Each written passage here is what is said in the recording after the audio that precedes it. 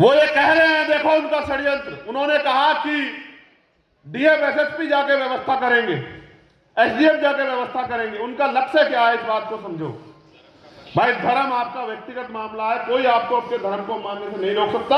और चाहे वो हिंदू धर्म के लोग हो, मुस्लिम धर्म के लोग हो, ईसाई धर्म के लोग हो, सिख धर्म के लोग हो, कोई भी धर्म देना सिखाता है, लेना नहीं सिखाता, लूटना नहीं सिखाता, जो ही सिखाते हैं। और धर्म को मानने वाले लोग, अपनी आस्था ये होती है कि वो अपना खर्च करके अपने धर्म को सीखते हैं। ये है असली धर्म।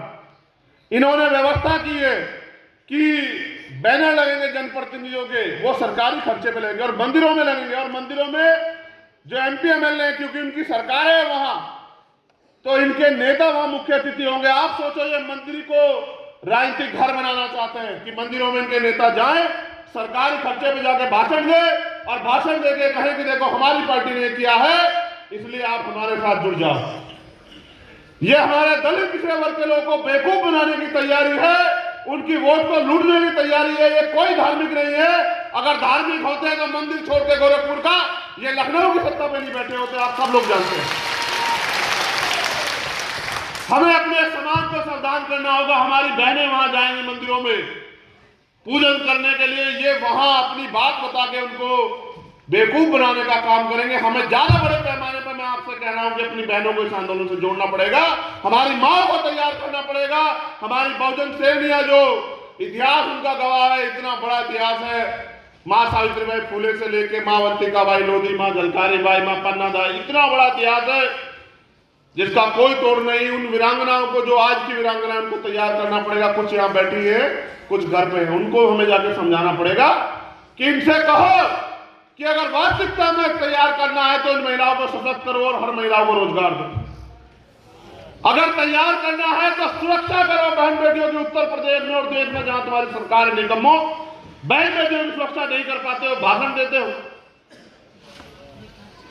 बेटी बचाओ बेटी पढ़ाओ के नारे देते हो, और आपकी सरकारों में हाथरस के साथ क्या हुआ आपने नहीं देखा क्या? ये भारतीय जनता पार्टी के लोग और इनकी महिला नेताएं भी चुप थी बिल्कुल। और सीबीआई ने क्लोजर रिपोर्ट लगाई और कहा कि ये हुआ। और देखो किस तरह से सत्ता का दुरुपयोग करके उन्होंने हमारी बहन को, न्याय को जो है बाधित करने का काम किया। देखा आपने किस तरह से आपके साथ हुआ न्याय का मजाक उड़ा। उत्तर प्रदेश में 3 लोगों को बरी कर दिया और 1 आदमी को सजा, और वो जो धाराएं बैठती थी वो हटा दी। पूरी सरकार खड़ी थी आरोपियों को बचाने के लिए। केवल भीम आर्मी के लोग जमीन पर लड़ रहे थे उस समय, आजाद समाज पार्टी के लोग, और उनका दबाव था दिल्ली में कि मुख्यमंत्री को मजबूर होना पड़ा न्याय के लिए, लेकिन फिर भी न्याय के साथ घोटाला किया। याद रखना कि गुंडों को बचा नहीं पाओगे मुख्यमंत्री, मेरी बात को याद रखना।